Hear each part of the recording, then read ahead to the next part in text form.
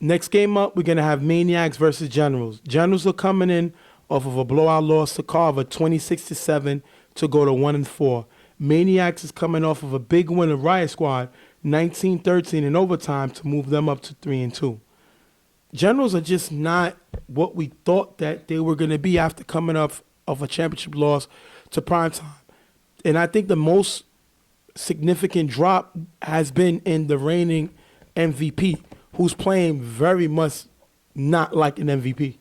Pretty much he's been almost, you would might as well say, non-existent this season. I mean, he pretty much disappeared off the field. You don't notice when he's here, when he's not, because, his numbers are showing in that decline in play. And I remember you said early this season that it must have been the MVP curse or whatever it is, his play has declined. And I feel like it's one of the direct causes of this team not playing the way that they are right now, not the way that they should right now. And the Maniacs are coming off of a big win to Riot Squad. Definitely stopped that team in its tracks, played very well, getting their starting quarterback Mikey to throw. Mikey's been efficient, throwing the safe passes, not turning over the ball, and just doing what his team needs to win. And when he's cool, collective, when he's preventing turnovers, when he's driving and taking his time, their offense is very effective. As long as they stay in rhythm and keep that rhythm throughout the game, I think they have a chance to win this game. Well, Shy's not here for this game, but he hasn't really been here this season with his play, but this time he's really not here. So we wanted to mention that. We're going to jump right in the game. First down, Mikey's going to throw to Joe for a nice gain. Then they're going to move the ball, but on last down, Mikey's going to toss it up. It's going to be incomplete, turnover and downs, giving it back to the Generals. Second down, Spaz on 4 rush, going to throw a pass to Cecil in the middle, who makes a nice catch for a big gain in the first down. Spaz then going to throw to Preacher, who's going to run it to the 5-yard line, and Spaz on the very next play is going to find Preacher in the front of the end zone for the touchdown. Julio getting a 2-point conversion, 8-0, but let's talk about that touchdown. Well, pretty much, Preacher helped them move down the field in the last 2 plays. He gets open in the front of the end zone. Spaz throws the pass. Pretty much routine for them. This is how they should have been playing throughout the season. They finally connect here. Preacher showing that he's a playmaker for this team finally, and they put up points early in this game. First down, Mike is going to throw to Albany on the sideline for a nice gain. Then Mike is going to throw to Kaz for a few plays, taking them to the 10-yard line. Mike's going to get blitzed by Izzy and throw it to Kenny, who the ball goes through his hands and is picked off by Trey, giving the ball back to the Generals. You got to make this catch if you Kenny. He doesn't, and Trey finally makes a play. We've seen Trey's play being up and down. This time it comes up with a big pick, giving the ball back to the Generals offense. But you got to mention the fact that that ball went through Kenny's hands. I mean, the ball was thrown right to where Kenny can make a catch. It goes right through his hands and gives the opportunity for the defense to make a pick. You got to catch those passes. Yes, Mikey was under pressure, but you got to play for him in this play. He was under pressure. He was in trouble. You got to catch the pass, but he does it and it leads to an interception. Generals are not able to capitalize off the turnover. They're going to end up punting. On second down, Mike is going to throw to Arbely for a nice gain. Then on fourth down, Mike is going to throw it into the end zone. It's going to be caught by Greg, but it's going to be out of bounds. Turnover on downs, giving the ball back to Generals. Remember, it's only 8-0. First down, Spaz is going to go deep to Cecil with one defender on him.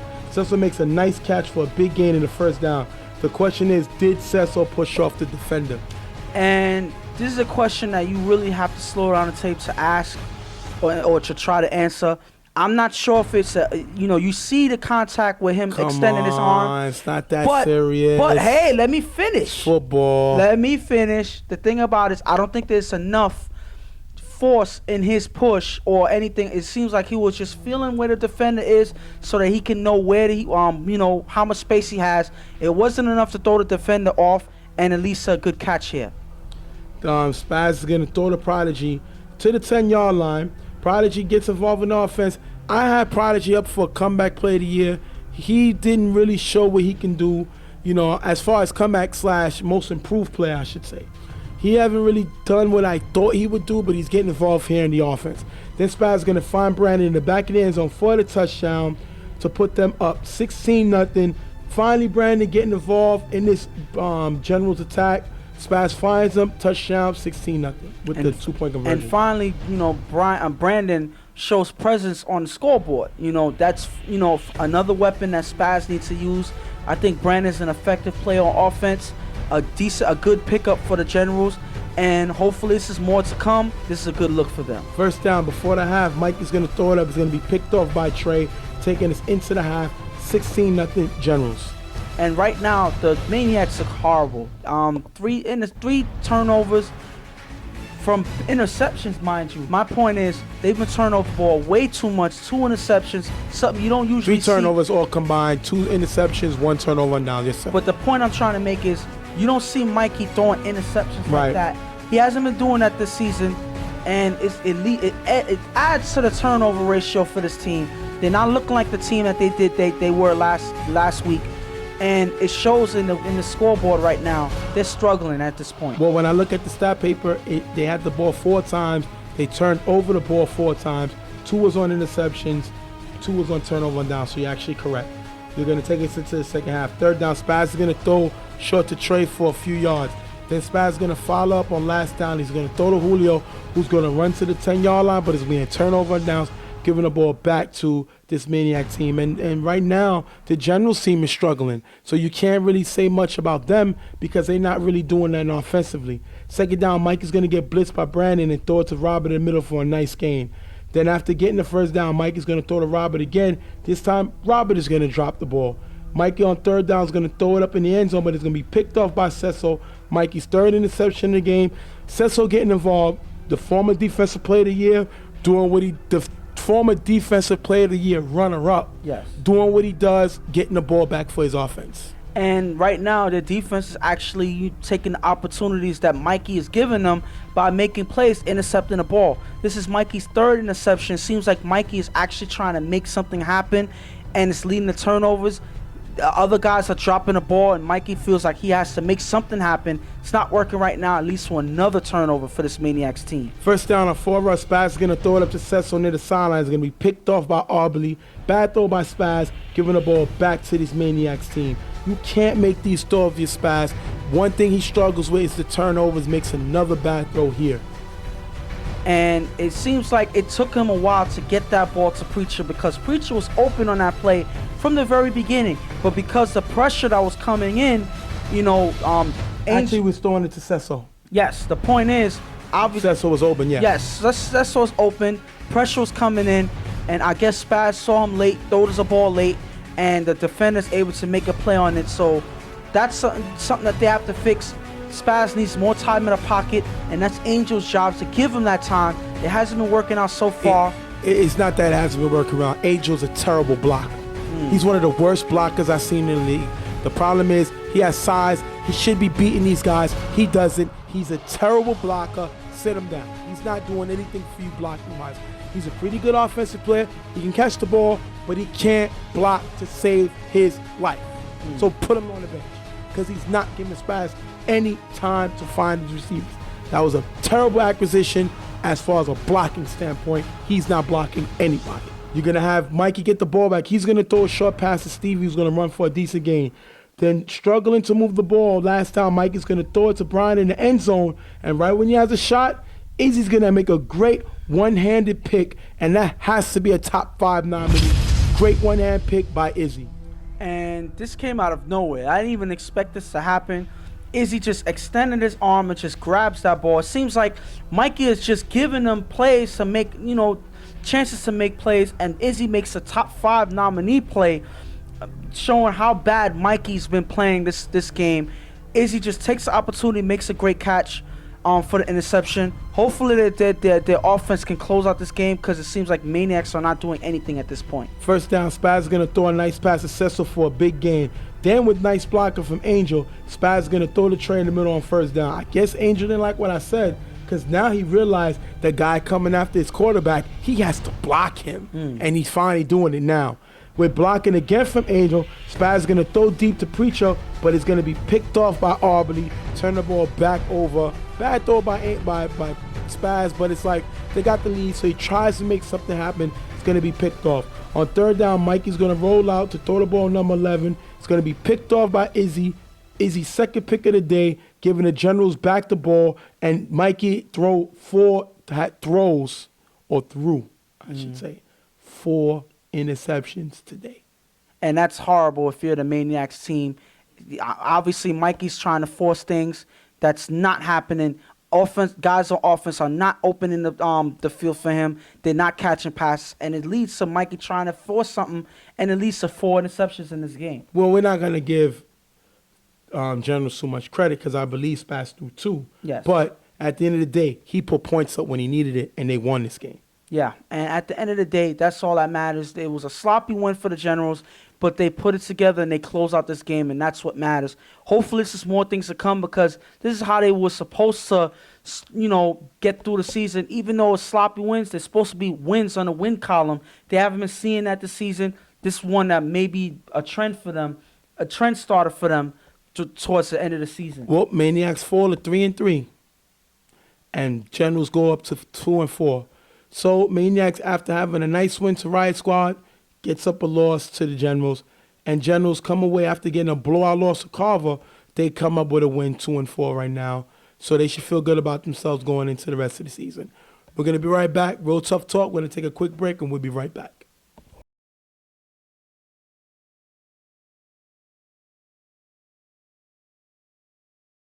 Next game up, we have Primetime versus Them Getters. Primetime coming in off of a win to UNT, us never them, 28-6 to move to 4-0, and Them Getters coming in off of a close win to 99 Problems, 14-13 to move to 4-1. And this will be a divisional game, so it's a very important game going to be played right now. And my thing with Them Getters is they haven't really had Megatron this season, and the problem with that is Hollywood is a good player, Rubio's a good player, Trackstar's been stepping up, he's a good player, but Megatron is their superstar. Without him, this team does not seem like they can compete with the other top teams in the West. Even though they're 4-1, I think when it comes to playing the elite teams, this is their test, especially without their superstar. And pretty much that's their go-to guy on both sides. He's the guy that makes the main defensive plays. He's the guys that, Walker's going to look for. And he's one of the guys that Walker's going to look for offense. So when he's not there, obviously it affects their flow on both sides of the field, especially on offense. They're not necessarily able to put up points the way that they normally would, and Walk struggles is a lot more when Megatron is not on the field. And on Primetime side, they just been flowing in, coming in and doing what they expected to do. This team has won 2 championships recently in the BQFL, and they're just trying to keep the boat going. Dion has been playing good. He throws some questionable turnovers, but he's playing good. Prince has been up there for Offensive Player of the Year, Prince Mo. He's been playing very well. And then you have Prince, the other Prince, who has been playing great defensively. He's playing 100%. He's up there for the Johnny Rockstar Award for 100% player. He's been giving everything he got on every down. So definitely this team got some weapons. B-Roy, all these guys really take this team to the next level. The problem with that is this game, they won't have no Prince Mo. They won't have no B-Roy. So those are 2 big players that they're going to lack this game. But you've seen guys step up even without Prince Mo and B-Roy here, especially B-Roy. B-Roy hasn't been here as consistently as Prince Mo, but you see Prince stepping up. You see L-Train stepping up on defense. You see Chris making great plays on offense. Yeah. So they got guys that can step up on this team. So it's all up to how Dion plays, and if he keeps in rhythm, I think their offense will be just fine. But Chris won't be here neither this game. I don't Wow. think Chris was here, so we're going to have to just jump in the game and see what's going on. On 4 rush, Gianna's going to run the ball for a short gain. Then on 4 rush again, he's going to take Julian and run for a few more yards. Next down, Deanna's going to get blitzed by Julian. He's going to roll to the right and throw deep to Jack, one-on-one coverage, and Jack is going to make a nice catch for the touchdown. And that's a great play by Jack. I think he gets caught up and gets lost in the transition. You know what I mean? When you talk about B-Roy, you talk about Prince Mo, you talk about Chris having a good season. He gets lost up in this, even Show having a decent season. But this guy right here, Jack, he makes some big plays, makes one again here, and this is Dion being able to roll away from the blitz and get the ball downfield for the touchdown. And this is another player that performs for this team. He's another weapon that Dion has on offense. He's having a good year. He's been a big target for Deion this season, and it shows here they connect for this touchdown pass early in the game. On the kickoff, Trackstar is going to have a nice run for a nice gain. He's second down on 4 rush. Walker's going to scramble and throw deep to a wide open Trackstar in the end zone for the touchdown. Hollywood gets a 2-point conversion. That's going to be an 8-8 tie. Great play by Walk on the rollout. He's one of the most dangerous quarterbacks when he scrambles, and he's able to keep his eyes downfield, find Trackstar for the touchdown. Trackstar's having a nice season. And I would say Walk on the rollout has been lights out so far, because he's one quarterback that I feel is more accurate on the move. Yeah. So when he's able to roll out on the side he's comfortable with, you got to watch out, because his guys know exactly what to do when he's rolling out. Trackstar connects with him here. They hit right back in this game. Deion is going to get the first down with 2 passes to show. Then on second down, Deion is going to throw the Goldo in the middle. The pass is going to be dropped. Deion gets blitzed by Julian, and Deion is going to throw deep to Wayne for a nice, huge gain. Like I said, once again, Deion being able to roll out on the blitz. But both teams get tapped, but call for holding, and that's going to replay the down. The next down, Deion is going to roll out of bounds before the first, and it's going to be a turnover, but the Get is going to lose a first down. So what Deion did was, on 4th down, he called the hike, ran out of bounds to give Geddes a 4-and-out. That's a good, smart play by this quarterback, because it's an 8-8 tie. No need to try to risk it and throw a downfield pass. And that's the thing about Deion. Even though, he doesn't necessarily move the ball, he turns over the ball, but he uses that as part of his strategy as well, forcing the Getters to go 4-and-out.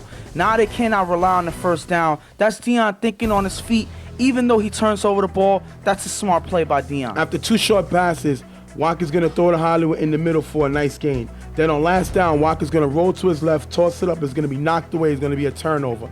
Next drive, you're going to have on second down, Deion is going to get sacked by Julian, and that's going to force Primetime to punt. Like I said, sometimes Deion has some head scratches. He was able to avoid Julian all day, but this one he takes a big sack. Walker's going to throw to Rubio for a short gain in the first down. Then Walker's going to run for a short gain when the clock is running. Walker's then going to get blitzed and sacked by Prep. Great play by Prep. And on next down, Walker's going to, on 4 rush, is going to toss it up. It's going to be intercepted by Jack, taking us into the half, 8-8. And let's talk about this blitz by Prep. Prep loves this league because he loves to be able to blitz. He's a great blitzer. He's very physical. He gets lost in the defense because they got a lot of stars around him. He's just a good player, but he gives everything he got, and he's a defensive captain, making a great play, forcing a 4th down and a toss-up. Great play by Pratt. And the thing about it is that's why you're a defensive captain. You're not necessarily, supposed to be the one to get all the numbers and all the highlight plays, whatever, but you're supposed to be one scheming on the defense. And he's a linebacker that is able to diversify himself as a cover defender and a physical defender as well. He's able to blitz here. You don't know which part of the defense Pratt is going to come from. He comes in the blitz here and makes a great play. After getting the first, Walker's going to throw to Lowe's, who runs for a nice gain. On 3rd down, Walker's going to get blitzed by Pratt again. He's going to throw it up to Lowe's in the end zone. It's going to be knocked away by Pritz, and Pratt with the hit on Walk after the throw. Pratt can chase down quarterbacks. He does it here. Great play by him. Get physical with the quarterback, and Prince able to knock the ball away. Prince is having a very good season, making another defensive play here. Because of the pressure last play on 3rd down, this takes him to a very important 4th down. Walker's going to fall and get sacked by Prince. Turnover on downs. This primetime defense kind of gets lost because everybody talks about Prince more on the offense, but this primetime defense came to play, and it makes another stop here. And they're physical defense at that, and right now they're putting pressure on the quarterback. That's pretty much one of Walk's main weaknesses in this game, battle of the rollout quarterbacks, I would say. Walk's main weakness is the pressure, and he folds under it. You see in the last play, he's not able to keep on his feet. He falls and leads to a sack and a turnover. Deion is going to get the ball. He's going to hand off to Wayne for a short gain. Then Deion is going to throw deep to a wide open Wayne. Wayne was left unguarded. That's going to be a 14-8 primetime lead. And this is the thing that Deion does. He manipulates the defense with the play action, with the handoff.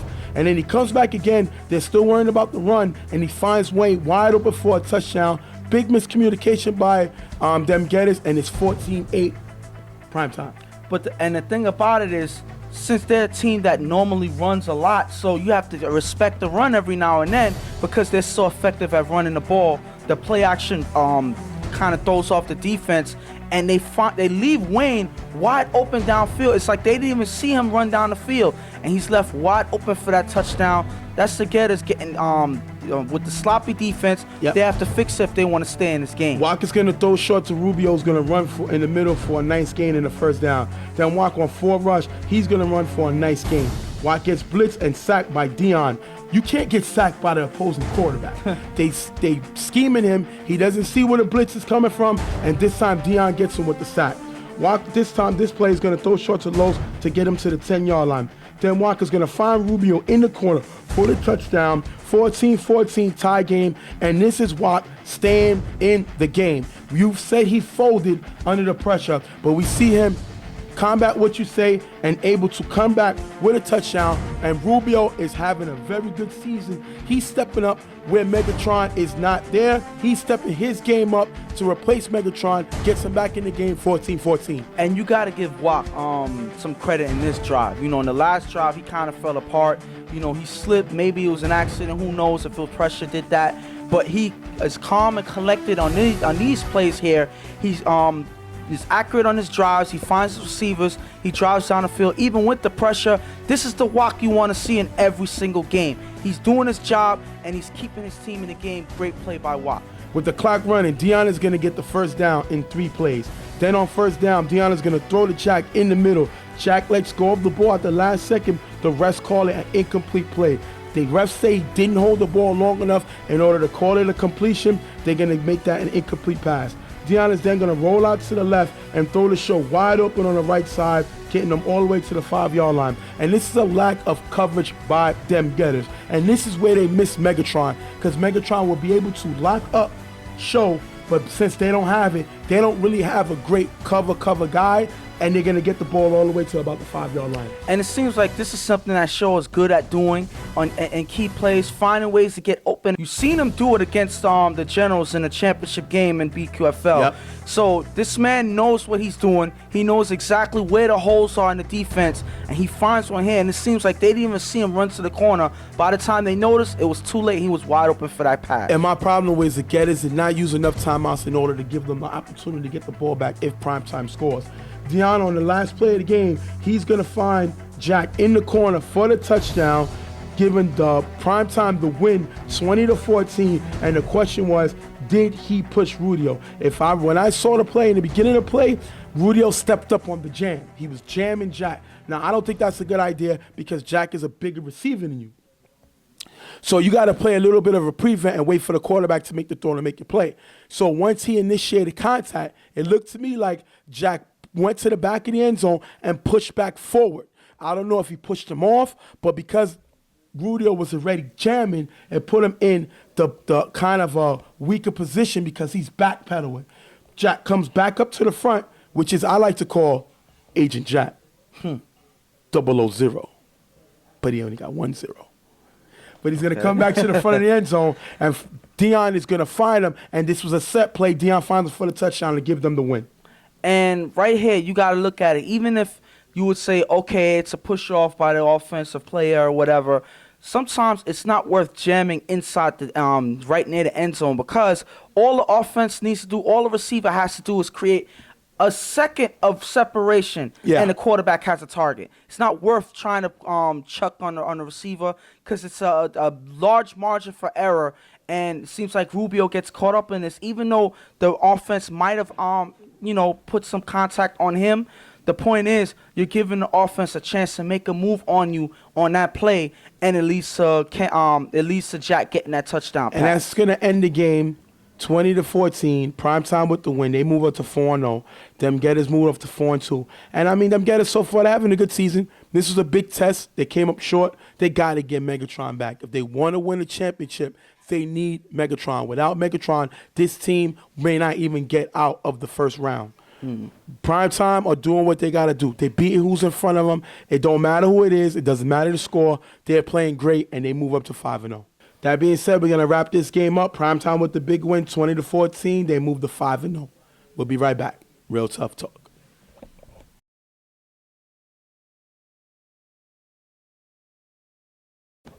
Next game up, we're going to have Goon Squad versus Rep City. Goon Squad coming in off of a loss to IOD 20-0 to move to 0-5. Rep City coming off of a win to Slaughterhouse 14-6 to move them up to 3-2.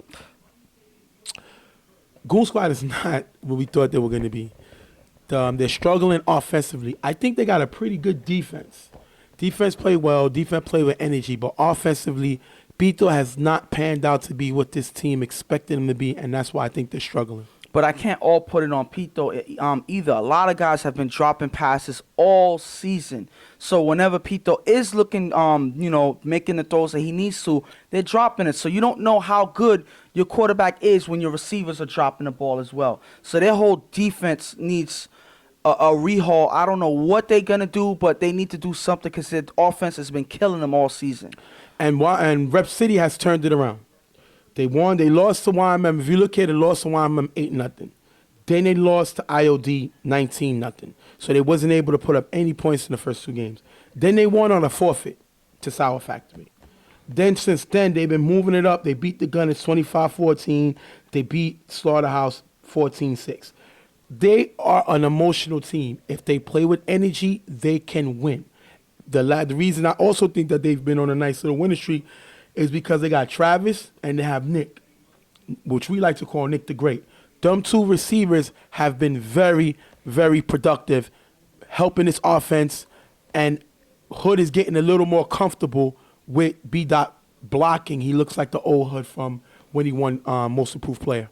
And the thing about it is the main reason why this team is starting to improve this season, and they always do this, is because their guys are starting to come now.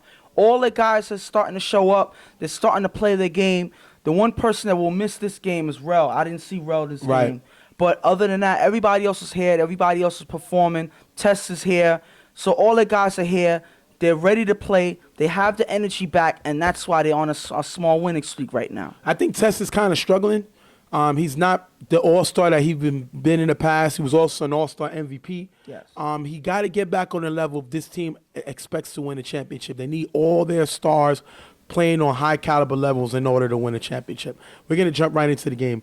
On second down, Pito's going to throw to his receiver for a short gain. Then Pito's going to avoid the blitz from blocking from LA and going to throw back to the same receiver for another short gain. Rep City gets called for cursing and moves the ball even closer. Pito on 4th down tries to throw a pass in the back of the end zone. The pass is going to be blocked by Victor, turnover on downs. And this is the issue that I had with Pito and his offense. They get a cursing penalty to move them closer to the end zone, and they're still not able to score. Pito's not doing what their team brung them here to do, and this is why their offense struggles. Well, who knows what would have happened on that pass. I guess Pito saw something, but you'll never know what would have happened on this play since Victor made a great play to block the play and not even give the ball a chance to get to the receiver. That's great defense by Victor. He's been having a decent year again, being the ball giver for this team, a former all-star, doing his job and causing a turnover on downs. On 3rd down, Rep City get the ball. Izzy gets the start because Hood is hurt. Hood is going to play, but he seemed to have like some type of tendonitis in his elbow, so he's not going to play today. So Izzy gets the start. Izzy's going to throw down to Meech on the sideline for a big gain. Then after getting the first, Izzy throws downfield to a wide open Cello for the big gain. That's a great throw by Izzy, getting the ball to Cello down the field. Izzy showing the arm strength, the ability to move the ball downfield. He's going to get the ball to Cello. Then Izzy going to roll to the left and find Meech in the corner of the end zone for the touchdown, putting them up 6-0. Great play by Izzy. Meech got to get involved in this offense, and he does here 6-0. And that's them catching the Goon Squad defense off guard. Izzy, coming in, showing his rhythm, getting throwing to his checkdowns and finding receivers open. Cello with the nice route gets open on the field, and I think that was the key play to get them this touchdown pass later on in this game, later on that drive. Goon Squad is going to not be able to move the ball. They go 3 and out, half the punt. Next drive, Izzy gets the ball back. He's going to scramble on 4 rush, throws the Hood in the middle for a decent gain. The backup quarterback throwing it to the former starter. Wow. 3rd down from 4 rush, Izzy gets sacked by Miguel before he gets the pass off, and Rep City's going to have to punt. Miguel's been playing great. He's a guy I think should be up there for 100%. Even though this team is 0-5, he's been playing hardcore, and he's playing very well. Definitely great play by him, getting the sack here. And there's a lot of games where Goon Squad end up coming up short. They kept the game close, in a lot of games, but they end up losing. But I think Miguel's play is one of the things on defense that kept these games close, because Miguel been putting pressure on every quarterback he's faced, and he makes another great play in this game right here. Pito's going to get the ball. He's going to throw short to Lonnie for a few yards. Then Pito's going to find Will in the middle for a decent gain. The next 2 passes are in the end zone. It's going to be incomplete. Turn to 1 down. Take us into the half. 6-0. Pito had the ball 3 times and turned over the ball all 3 times. This is the issue with this Goon Squad offense. They're not able to put up points, and they go into that once again 6-0. And nobody stepped up on this offense. So I don't see Pito having any targets at this point. Pito is not necessarily looking that great himself, but you gotta have a receiver to step up to give himself and become a target for Pito to actually get him in rhythm. We haven't seen that on offense for them, and that's why they're struggling so bad right now. And we're Rep City's playing decent. I think Izzy got to get used to the league again. He played, I think, maybe 1 game last season, 2 games last season. He has to get used to the league, and especially at the quarterback position, because it's a different type of animal in this league than compared to the others. Second half, Izzy on 4 rush. He's going to scramble and throw to Fonz wide open on the sideline. That's going to be dropped. But Goon Squad is going to get flagged for cursing, forcing the first down, giving them a 25-yard penalty. Remember, any penalty that passes the first down is an additional 10 yards. So the 15 yards for cursing, additional 10, 25 yards. Izzy with nice blocking, runs to the 5-yard line, has a nice run here. He's not a Hood type runner. Hood is more efficient with his feet, but Izzy got some speed and he makes a nice run here. Then Izzy gets blitzed by Cody, who's gonna block the pass down. Great play by Cody, making a play. And on fourth down, Izzy gonna throw to Travis in the back of the end zone. That play is gonna be dropped, turnover on downs. Travis gotta come up with this play if they need him. The question is, was it a little too high? I mean, I think it was a little high. It was a hard catch to make, but you're so used to seeing Travis make plays like that when I saw Travis go up to get the ball, I thought it was a touchdown. Unfortunately, it goes right through his hands, and it leads to an incomplete pass. Pito's going to get blitzed by D-Boy. He's going to get the pass off to his receiver, who's going to get pass test and run it for a big gain. Last down, Pito's going to throw deep to X, and it's going to be picked off by Travis, giving the ball back to this Rep City offense, and that's another turnover for this Goon Squad. Travis makes a great play. He misses that ball offensively, which could have been a little high, but he gets the offense for Rep City another opportunity with this interception here. And that's one thing that you expect from Travis. Even if he makes a mistake on offense, he's going to make it up on the other side on defense, and vice versa. That's going to be Travis's game all season. Whether he is short on one, he's going to make up on the other. He does it here, making a great defensive play. Second down, Izzy's going to get the ball. He's going to find Nick in the middle for a big gain and a first down. Then on third down, Izzy going to throw deep to Travis, but the ball is going to be caught out of bounds, incomplete pass. Rep City's going to end up punting. Remember, the score is only 6-0. Goon Squad get the ball. They move in 3 plays, but cannot get the first down. Another turnover on downs. That is their 6th time with the ball and not able to do nothing with it. First down for Rep City, Izzy's going to run for a few yards. And on third down, Izzy's going to get blitzed by Cody. He's going to throw the pass in the end zone. The end zone is going to be tipped by Bishop. And Nick is going to make a great one-handed catch for the touchdown. That has to be a top 5 nominee. And this is going to put them up 14-0. And Bishop had this pass. He already had one interception early in the day. Bishop cannot hold on to this ball. Nick the Great is going to make a great one-handed catch. And Nick the Great with a top 5 nominee catch. And that's probably one of the greatest one-handed catches I've ever seen. Wow. The way he just grabs the ball, it seems like that play was his all along. Bishop has to get this interception. If not, this would have never happened. Unfortunately, he drops a pass, and Nick the Great, like you say, is able to clean it up with that great one-handed catch. After getting the first down, Pito's going to throw deep to Will, and it's going to be knocked away by Meach. And on last down, Pito's going to go downfield, and it's going to be picked off by Meach. The 7th time they turned the ball over, and that's going to end the game. Rep City with the 13-0 win over Goon Squad. And Rep City's always done this. See, they start off slow in the beginning of the season. Towards the middle of the season, they go on a big winning streak to get them right back in the standings. They do it here. They're looking good. Their offense is putting up points. The defense is locking up, and they're doing their job, and they're moving up in the standings right now. And this Goon Squad offense has struggled. They are not what they expected to be with Pito at quarterback. If you look to why Brett signed Pito, in 2014, he was the quarterback of the year. If you look at his numbers here, he threw 21 touchdown passes, 11 intos, and 5 times sacked. Compared to 15, when he played mid through the season and played the whole season, 8 touchdown passes, 6 interceptions, 5 sacks. And to now, I would say in only right now 6 games, he threw 5 touchdown passes, 7 interceptions. He was sacked 8 times.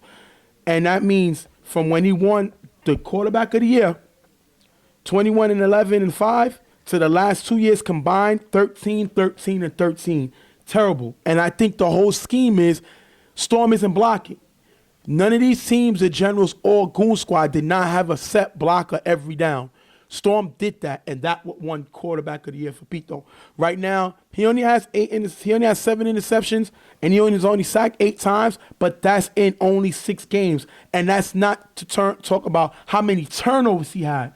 Not interceptions, but actually turnovers where drives got stopped. That's where you see where he's been struggling at this season. A lot of these drives, he's under pressure. It's always for a rush before he gets the ball off. That's not necessarily a great way to move the offense when you have the quarterback throwing on for a rush. Obviously, the guys are not getting open. He's not necessarily having enough time to make a play.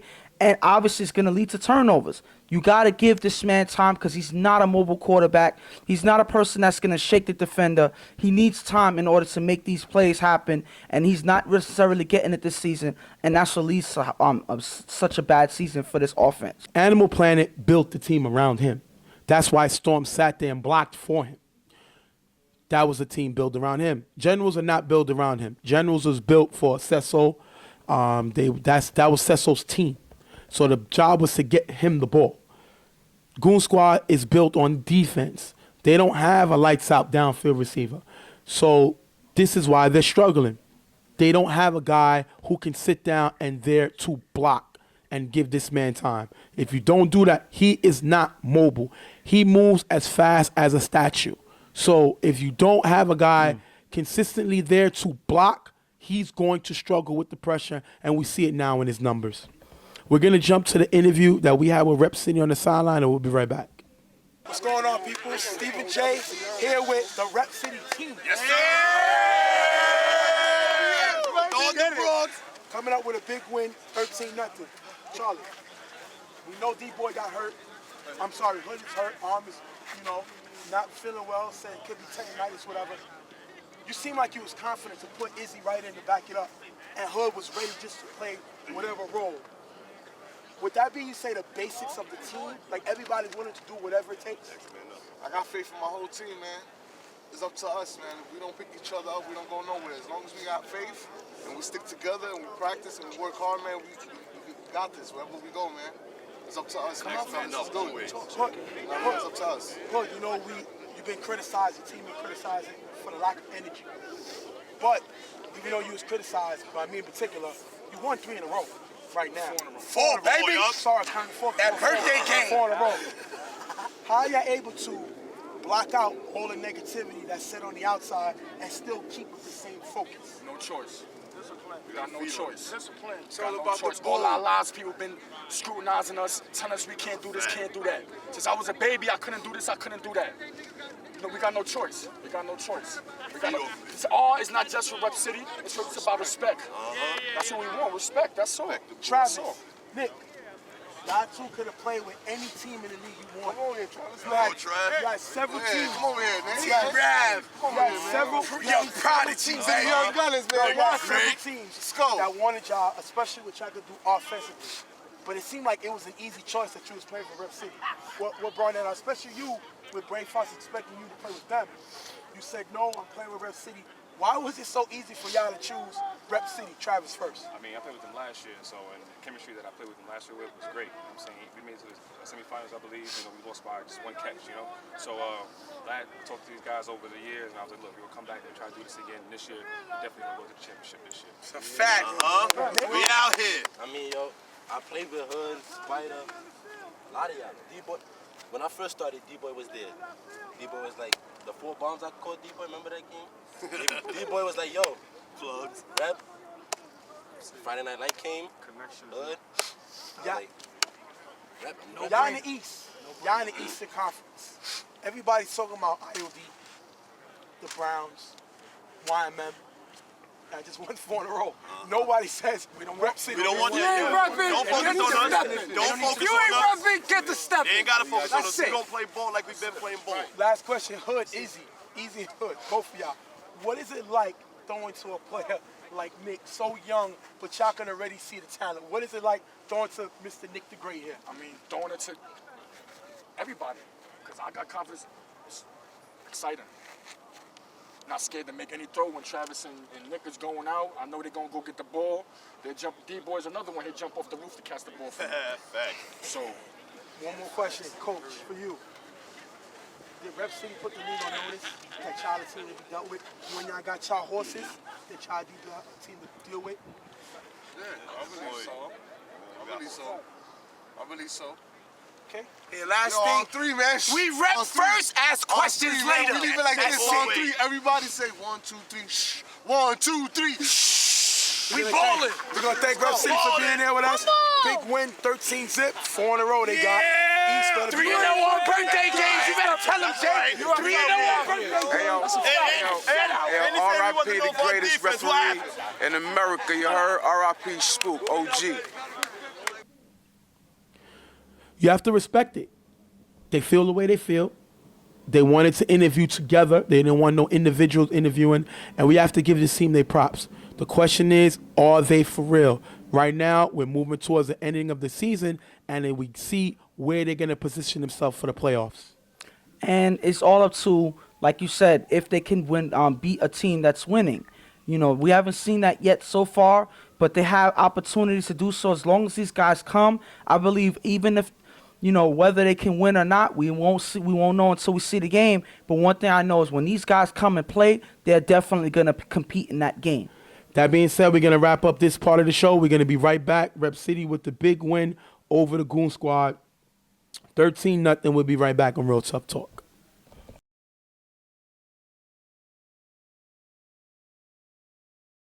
Next up, Browns versus Sour Factory. Sour Factory is coming in off of a forfeit loss to the U last week to move them to 1-2. And the Browns are just coming off of a blowout win to the Gunners, 28-0, to move them to 2-1. Puka gets to start again. He just started against the Gunners, and they beat the Gunners 28-0. The difference is Sour Factory has more guys. And to me, Puka is not a quarterback. He's a running back that can throw the ball, but that does not make him a quarterback. No disrespect to him. He won a championship throwing, backing up Fred in BQFL when Fred got hurt. The difference is the 4 count, the blitz, and the size of the field here is different. And when Puka throws here, we've seen him struggle consistently. And the difference, and the thing about it is, just because you won one championship game doesn't mean that you were the quarterback that led them there throughout the season. So I can't necessarily say that, you know, Puka is the main quarterback now, that he won one game for the team when he didn't play throughout the season as the quarterback. You know, he's standing in for Reggie now in this season, in this game, but I don't know if this is something that they should be comfortable with right now, because it didn't necessarily go as well as they would have wanted to last season. They kind of struggled on offense, and they ended up tying with Riot Squad, who had no offense. You know, they weren't a strong team, and they ended up tying with them last year. So I don't really see them, you know, sticking to this. Hopefully they could just get through this game and just get it done, pretty much the win that they need, and just move on from here. Sometimes the Browns just come out flat. They lost to Street Fam last year with Reggie throwing. They come out flat sometimes. Some games they're just not on all cylinders moving. And Sour Factory, you haven't seen the real team yet. Eddie's going to come late to this game.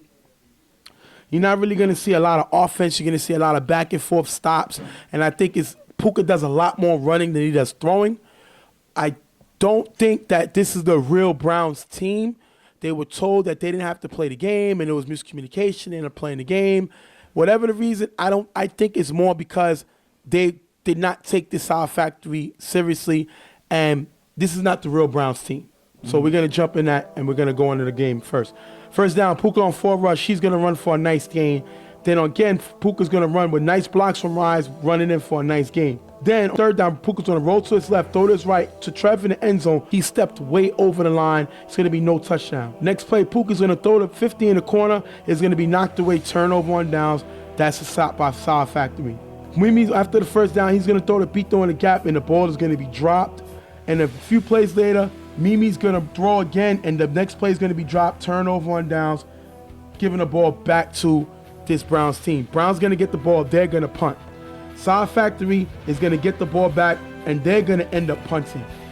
Puka gets the ball back. He's going to throw the swerve in the middle for a nice gain. Then Puka's going to, on third down, he's going to run again all the way to the 5-yard line. Fourth down, Puka's going to throw the swerve in the back of the end zone. It's going to be knocked away, turnover on downs. And I think you see a lot more of Puka just not able to get the ball to receivers where they need to be, and that's where you see a lot of mistakes. Mimi's going to throw deep, and it's going to be picked off by Trev. Nice pick by Trev, giving the ball back to this Browns offense to give them another drive. Puka's going to throw deep to Breezy. That one is going to be knocked away by Mimi. Then Puka's going to come back to Breezy in the middle. That ball is going to be dropped, taking this. The Browns going to end up having a punt, taking this into half, nothing. Browns don't look like a good team right now, and it's more because Puka, the throws he makes are not necessarily in the area where they need to be. We see him step over the line a lot of times because he's a running quarterback. So a lot of times he comes to the line, it doesn't look, and steps over it on the throw. And on the other side, Sour Factory is just playing because the Browns are keeping them in the game. If the Browns was playing Browns football, they blow Sour Factory out early. Yeah. But because it seems like the Browns are miscommunicating with Puka, which we seen them struggle last year with Puka Thorn. Like you said earlier, they tied with Riot Squad in the regular season, and they tied with Riot Squad. They almost lost to Riot Squad in the playoffs, and Pig went on record saying if you had to choose between the Browns starting quarterbacks, he'd rather face Puka because Puka's not really a thrower, rather than face Reggie. And this is a team that actually tied with them and barely lost to them in the playoffs. So he could be saying something when it comes to Puka throwing. And it shows in the numbers. They have no points on the board right now. They struggle to even move the ball at times.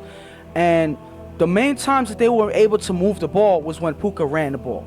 And that's not efficient offense, I would say, because you got to be – this is a passing league, and if you cannot pass the ball, you're not going to score. Second half, third down, Puka's going to get sacked by Marcus. And then as the Browns go for the punt, Marcus is going to be able to knock the ball to give Sour Factory half the field. And this is on Puka. You're punting the ball. No way you should get it blocked.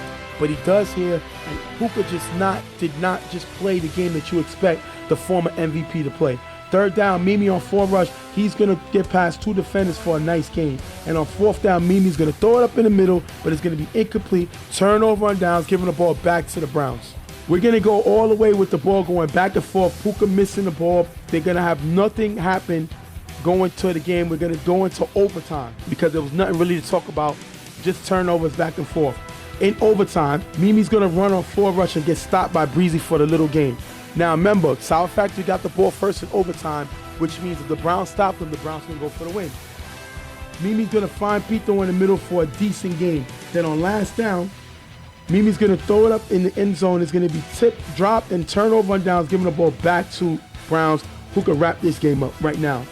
Puka's going to throw the swerve for a short gain. Then Puka's going to throw the Ruben on the sideline for another short gain. Puka's going to throw the ball up incomplete, turn over the ball on downs. Now, you should not have this much of a struggle if you're Puka. You got half the field, no blitz, and they struggle here. Now the game goes into sudden death. Whoever scores wins. And because the Browns had the ball second in overtime, they get the ball first in sudden death. So they can actually win this game with a score. Puka's going to get the pass tipped by the giver, and it's going to be caught by Swerve for a short gain. Then Puka on 4 rush, he's going to run for a decent gain. Take us all the way to last down. Last down, 4 rush, Puka with 2 guys rushing. He's going to throw it up, and the ball is going to be intercepted by Jay. Now, if you're Puka, you can't make this mistake. You got to have a play already set up to call to go. You know they're going to send 2 guys at you because it's last down. The ball is going to be intercepted by Jay, giving the ball back to Sour Factory, who can go for the win. And I got to put this on Puka. He was very, very, he wasn't accurate with his throws.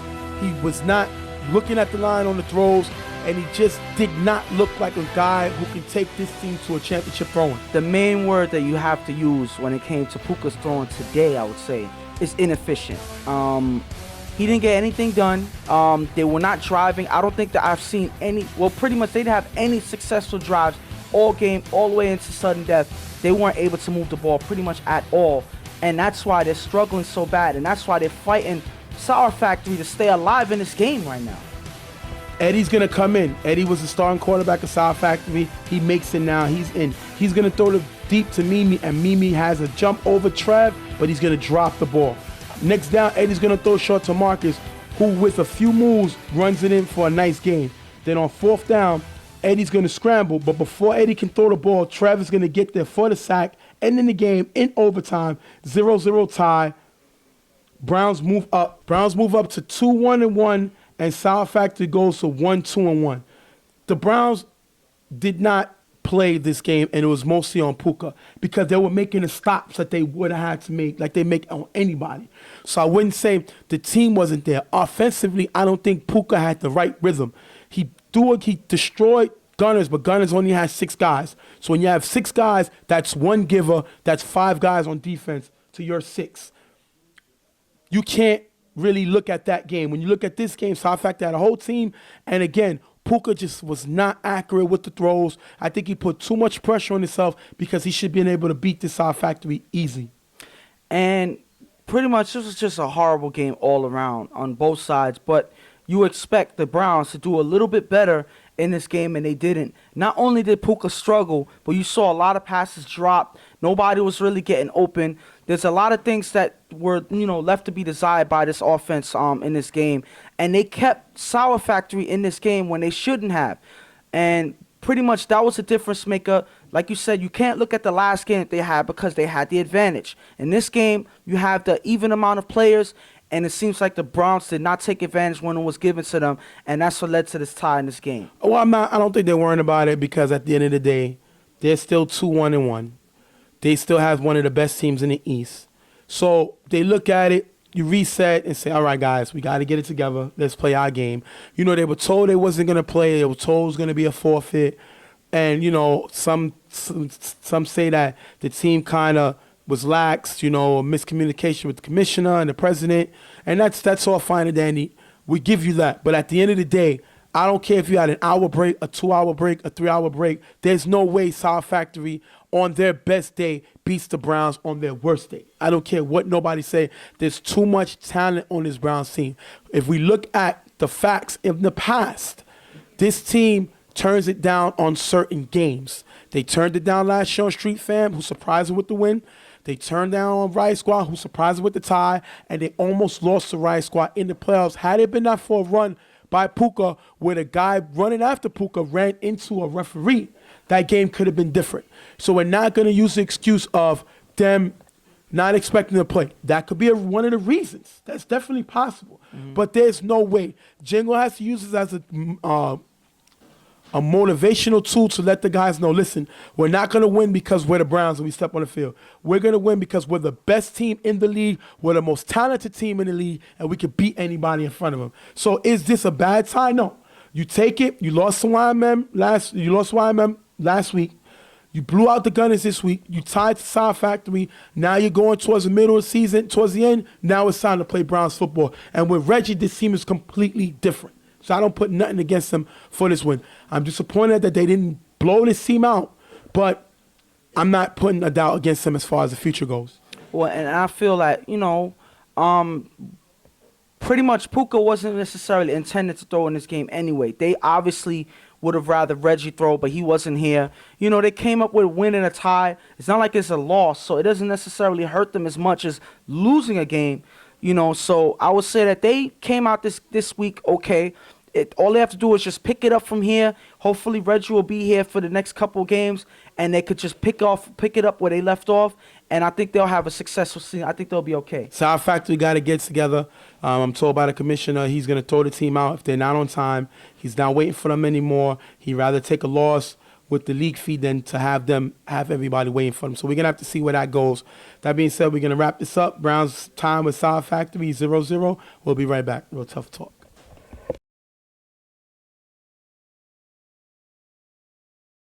Next game up, Sour Factory versus Slaughterhouse. Sour Factory's coming in off of a tie to the Browns to move them 2-1. Slaughterhouse coming in off of a loss last week to Rep City to move them to 0-4. Now, Sour Factory, we just spoke about them. Slaughterhouse, they're not playing the football that we expected them to play. They're a 7-1-8 team. They should be physical. They should be beating people up, and they're not doing that. I think this team is playing soft, and I think it all starts with their leader, Marcus. He has to step it up and get this team to where they want to be, which is an elite team. But I think that they have enough talent to get that done. It's up to them. Ramsey's pretty much the main cog of this team right now. When he plays well, this team plays well. When he makes mistakes, this team ends up getting losses at the end of the games. So I feel like a lot of guys, play off of Ramsey's play. If Ramsey is able to stay in rhythm and play his game, I think everybody else is going to fall suit, and they'll be just fine in this game. We're going to jump right into the game. Sour Factory with the ball. Eddie's going to shake the give and throw deep to Marquise, but it's going to be picked off by Juice, giving the ball back to Slaughterhouse. And this is what they need. This is the nasty type of physical, the type of grimy team that we need Slaughterhouse to be. Going after the ball, doing anything you have to do to make plays, and they make a play here, Juice with the interception. And that's the best way to start off a defensive drive, keeping Sour Factory from getting in rhythm early. They take the ball from them. Now it's up to them to take away this game from them by scoring first in this game. Ramsey's going to get the ball. He's going to throw to Welch for a few yards. Then Ramsey is going to throw a nice pass to Marcus, who's going to make a good catch for a big game. Then on the next play, Ramsey's going to find E in the back of the end zone for the touchdown, putting them up 8-zip, and this is what Ramsey needs to do. Find the big guy, Big E. I can't believe I said that. For the touchdown, 8-zip. Well, one thing I could say is E is a big target when it comes to getting into the end zone. So Ramsey's able to find him easily, and all he has to do is create space for himself, and it's a done deal touchdown pass to E, and Sour Factory isn't able to do anything about it. Next drive, Eddie's going to throw a nice pass to Marcus in the middle with a big gain and a first down. Then Eddie's going to get blitzed and sacked by the other Marcus. So you got Marquise against Marcus. Marcus is going to get the sack here. Then Eddie's going to throw to Mimi on the sideline, who's going to make a nice catch for a big gain. Eddie's going to roll to the left, pass the giver, find Choo Choo in the end zone for the touchdown. With the extra point, you're going to go up 8-7. Great play. They're going to get back into the game. 8-7. Great catch by Choo Choo. Wait for Eddie to avoid the giver and throw the touchdown pass. And maybe if Eddie was there in the last game, this probably would have been a different game. I wouldn't say all that. Listen, this Browns defense would have shut him down. Maybe not. The point is they couldn't score. They couldn't move the ball with Mimi quarterbacking. So Eddie is a different, quarterback on the field, and it gives Mimi a chance to be a weapon on offense. Ramsey's going to scramble, and with King blocking on Eddie, Ramsey's going to throw a nice pass to Welch in the gap for a big gain in the first down. Ramsey's then going to find Welch again in the middle for a nice gain. Then Ramsey rolling to his left finds Welch in the end zone for the touchdown, putting them up 16-7. Great play by them, taking us into the half. Ramsey's dangerous throwing on the run and makes a great pass here. And in the last couple games, we've been talking about Walker, we've been talking about Dion rolling out and being dangerous on the rollout. But Ramsey's another quarterback that's just as dangerous on the rollout, and he's more accurate, I would say, on the rollout. He shows out here with a great pass, and that takes the lead for their team going into the half. Great pass by Ramsey. Second half, first down. Ramsey's going to throw deep to a wide open Welch in the end zone for the touchdown, 22-7. And this team is not playing with Sour Factory. They seen the Browns not attack Sour Factory early, which could have ended the game last game. They attacking Sour Factory early here, and they take the lead, 22-7. And this is Ramsey right away, taking chances. He doesn't necessarily slow down. If he sees something, he's going to take the attempt. He makes a pass here, and they take the advantage of getting the ball back on in the half to score again. Now they up 2 scores and leave Sour Factory a chance to make up. Eddie's going to roll to the right and throw the interception to Ramsey, but the giver rushed on early, giving Sour Factory back the ball. Then after getting the first down with blocking, Eddie throws Repito is going to be picked off by Marcus, pretty much ending the game 22-7. Slaughterhouse with the big win, shutting this team out early, ending the game early, 22-7, Slaughterhouse. And I would say This was Ramsey getting it done on was offense. Ramsey, yep. I got to Having give him the the game quarterback, yep. ball. He was very accurate. He made the passes he needed to, and he was not necessarily being conservative in this game. If he saw a deep pass, he threw it. If he saw a short pass, he threw it. He was on the roll. He was keeping the defense on their toes, and he pretty much got through them from in almost every job that he attempted in this game. Great play by Ramsey. When you have your quarterback here ready to throw, this is what he should do to these teams. And Side Factory, they're going to take the loss. They're going to fall to 3-1. They got to turn it around if they're going to compete. They're not competing with the teams now. And in order for them to be the team that they want to be, they got to be able to have everybody here on time, on the same page. That being said, we're going to wrap this one up. Side Factory falls to 1-3-1 with this loss. Slaughterhouse goes to 1-4 with this win, and hopefully they can get on a winning streak because we move into the mid-end of the season. We're going to have to see what happens. We'll be right back. Real Tough Talk.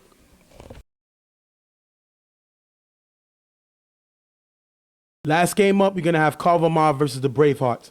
Carver Mob comes in with a win to the Generals, 26-7, to move them to 4-0. Bravehearts come in with a narrow loss to Violators, 22-21, to move them to 1-4. Carver's playing on a high caliber level, which they always do, but this team has shown some chinks in the armor, and they can be beat. The problem is certain teams that play to make mistakes and keeps Carver drives going. But the thing about it is I can't necessarily say that much bad things about Carver because regardless of how bad or whatever they're playing, you know, they still find ways to close out the game. And that's a championship team right then and there. Even if they're not necessarily playing their best, they know how to close games no matter what team they're playing against. And that's what led them this season to a 4-0 record. Bravehearts not playing the way they play. They won the first game of the season, and they've been losing ever since. They're 1-4. I think this team is not playing together. I think that's the issue with this team. They're not a superstar-filled team, so they have to play together in order to be competitive. And this game, Casey's not going to make it on time to throw. And that's going to hurt this team because Casey is their main quarterback, and without him, this team can't win games. We were told that he was coming in from out of town, from being on vacation from the holidays. He was trying his best to make it, but doesn't make it in time. We're going to jump right into the game.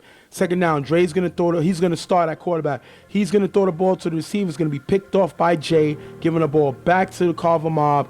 And that's not the way you want to start the game if you Dre on second down throwing an interception.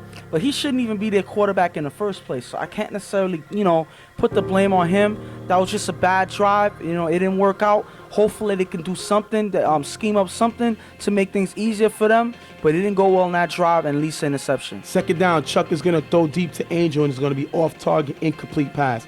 Then Chuck is going to throw short to Johnny V, who's going to pick up the first down. Second down, Chuck is going to get sacked by Dave. Great play by Dave, sacking Chuck to try to stop the drive. But Chuck is going to throw to West the next play in the gap for a nice gain. The defense is going to get flagged twice for Carver to move it all the way to the 5-yard line. And then Chuck is going to find Andrew in the back of the end zone for the touchdown, 8-0. And this is the problem, like I said. You cannot give Carver opportunities. They do here with 2 penalties, one for the substitution that Chuck caught them on and one for a holding on the giver. And that's going to hurt you on drives, and that's what it does here. Carver goes up 8-0. And even though you're struggling on offense, you cannot give plays like this on defense. And those 2 penalties gave Carver what they needed to score in this drive and made their job easier.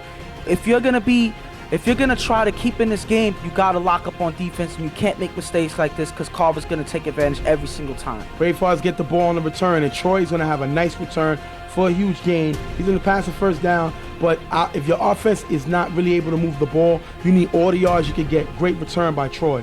Steve is gonna come in and throw. He's gonna throw the drain in the middle for a nice gain.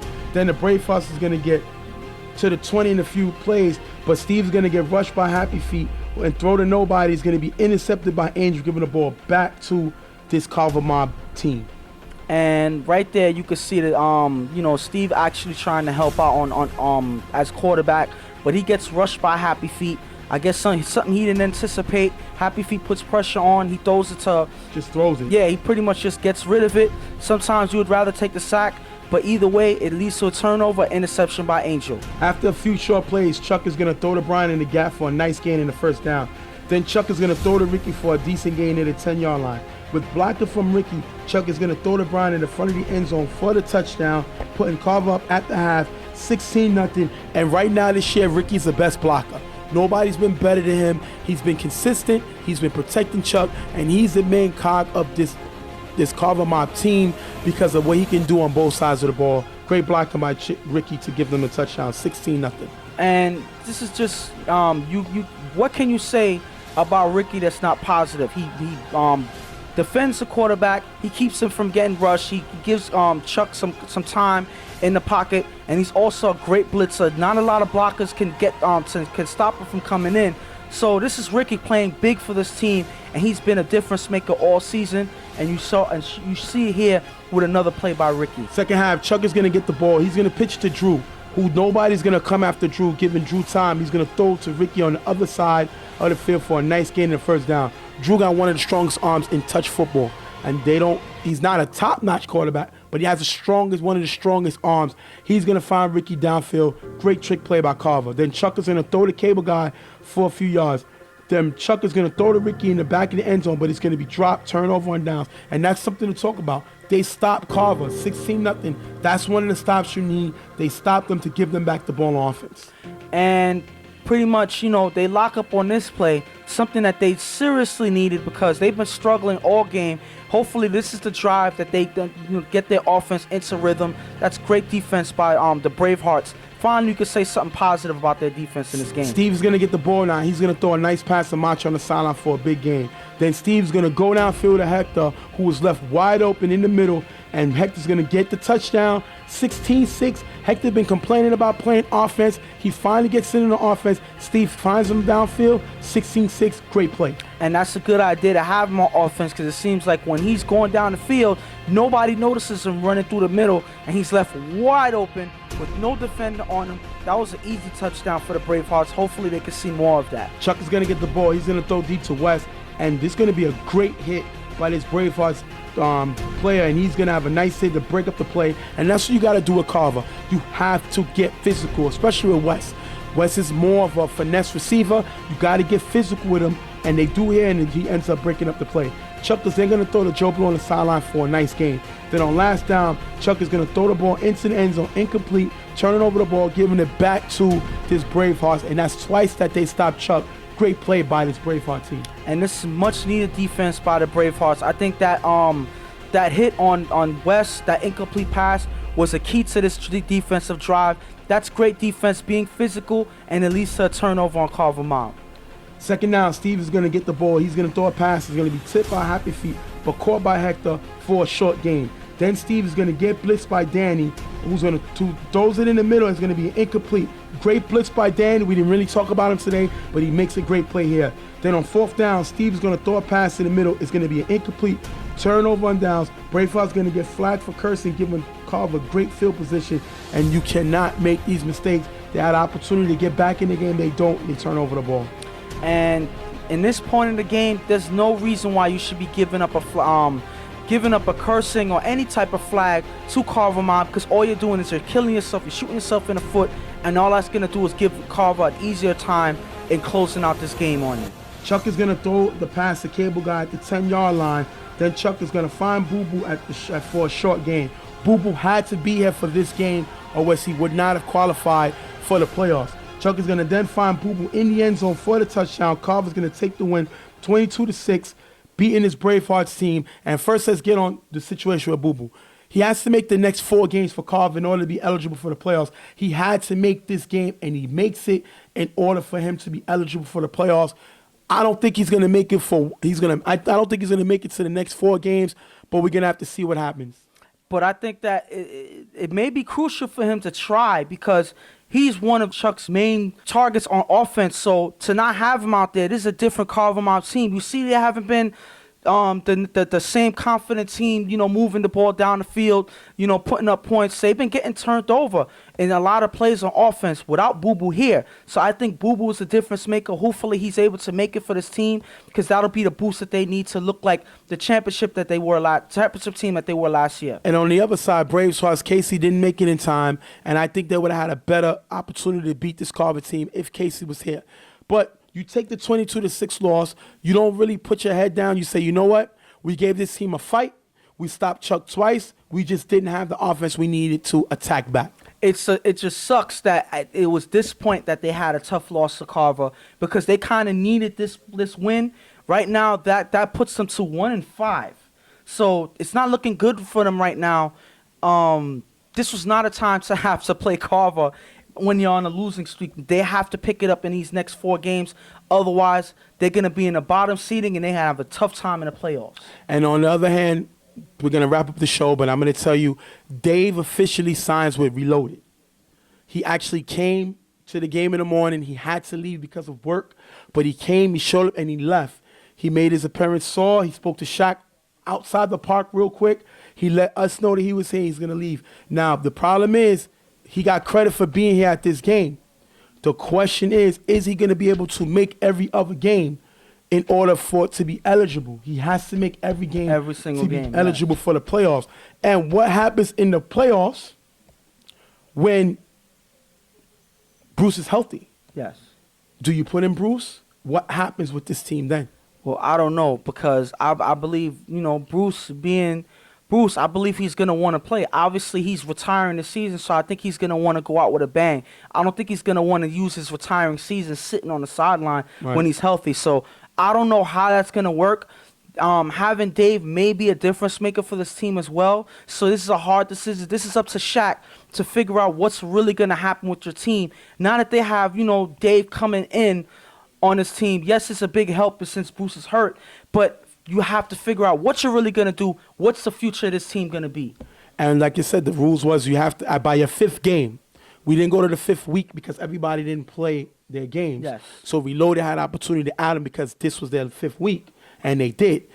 Once Cornbread didn't take him, once Los didn't take him, they took him. And they say he will be starting next week because he couldn't stay for this game because of the time frame. He would have been in on time, but because he didn't know where he stood with 99 Problems and 99 Problems and Goon Squad, he didn't have time to make the game for Reloaded. So now the question is, what happens with this team now with Bruce? But we're going to have to see. That's a good call by Shaq. I think Dave could be a quarterback for Reloaded in the future, and we're going to have to see what happens from there. But he must make all 5 games, just like Boo Boo for Carver needs to make all 5 games in order to be eligible for the playoffs. You have to play half the season, and that's 5 games. And it'll be interesting to see, if these guys can make it. Remember, you got to also remember Megatron from for them Getters. He hasn't played a lot of games, so he has to make 5 games as well. I believe he made 1 game this season. 1, maybe 2, yeah. 1, maybe 2. So he's in the same boat as these other guys. So these guys have to make it because I'm sure these teams are going to need them going into the playoffs. Hopefully we'll see them, in these next 4 games. We'll just have to wait and see. That being said, we're going to wrap up the game. We're going to wrap up the show. Next week on the show, you should be hearing a little more of who's up front for awards. And we'll take it from there. We'll know more who's up there for different type of awards. And that's going to be exciting to get that out, to see who's competing for these different types of awards for these players. That being said, we're going to wrap up the show. Hopefully you enjoyed it. We're going to wrap up this week 6. Yes. Coming into week 7. It's amazing that the season's almost over. We'll see y'all next week. Real Tough Talk. I'm Stephen J. This is Ghost. We out of here. Thanks for being with us. We'll talk. See y'all later.